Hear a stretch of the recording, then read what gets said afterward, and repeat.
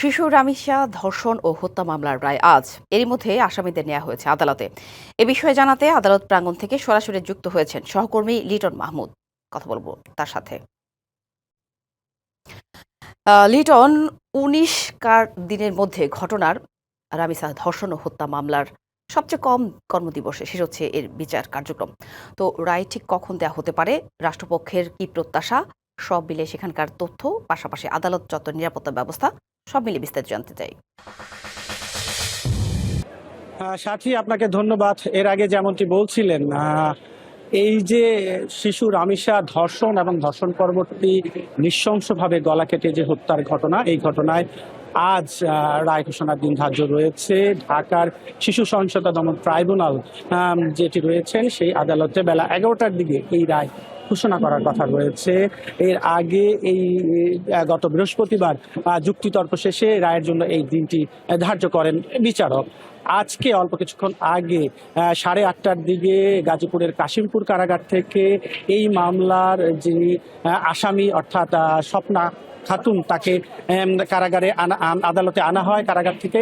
এরপর বেলা 8:45টার দিকে মূল অভিযুক্ত অর্থাৎ প্রধান যে আসামি সোহেল রানাকে কেরানীগঞ্জের কেন্দ্রীয় কারাগার থেকে আদালতে আনা হয়েছে। এই মুহূর্তে আদালতের যে হাজতখানা রয়েছে সেখানে তাদের দুজনকে রাখা হয়েছে। এই যে রায়টি, এই রায়টি বেশ কিছু দিক থেকে মাইলফলক অর্থাৎ ইতিহাসে দৃষ্টান্ত স্থাপন করতে যাচ্ছে। এই যে ঘটনাটি, এই ঘটনার 19 দিনের পর আসলে অর্থাৎ 20 দিনের মাথায় এসে আজ কিন্তু রায় ঘোষণা করা হবে। এবং যে বিষয়টি আরো হচ্ছে গিয়ে ইতিহাসে দৃষ্টান্ত স্থাপন করেছে, এই রায়টি মাত্র 5 কার্য দিবসের মধ্যে এই ঘটনার চার্জশিট যেটি সেটি আদালতে জমা দেন। নগদ নিয়ে এলো হার না মানা হার অফার। সর্বনিম্ন 10,000 টাকা রেমিটেন্স নগদে পাঠালে থাকছে স্বর্ণের হার জেতার সুযোগ। যিনি মামলার তদন্তকারী কর্মকর্তা, তিনি এরপর 1 জুন আপনার হচ্ছে গিয়ে এই মামলার আনুষ্ঠানিকভাবে চার্জ গঠনের মধ্যে দিয়ে বিচার শুরুর আদেশ দেন এবং এরপর টানা 4 কার্য দিবসে এই মামলাটি সমাপ্ত হয় এবং আজ 5 কার্য দিবসে এই যে রায়টি, এই রায়টি ঘোষণা করা হচ্ছে। এবং ইতিহাসে আরো একটি জায়গায় এই রায়টি হচ্ছে গিয়ে লিপিবদ্ধ হয়ে থাকবে এই জন্যে যে আনুষ্ঠানিক যে বিচার প্রক্রিয়া, সেই বিচার প্রক্রিয়ার পরবর্তী যে ধাপ সেটি হচ্ছে সাক্ষ্য গ্রহণ, যেটি মাত্র একদিনে 16 জন সাক্ষীর টানা সাক্ষ্য গ্রহণের মধ্যে দিয়ে এটি একটি মাইলফলক অর্থাৎ দৃষ্টান্ত স্থাপন করেছে। এই যে আসামিদ্বয় রয়েছে, এদের আসলে দৃষ্টান্তমূলক যে শাস্তি, সেই শাস্তির দাবি জানানো হয়েছে পরিবারের পক্ষ থেকে।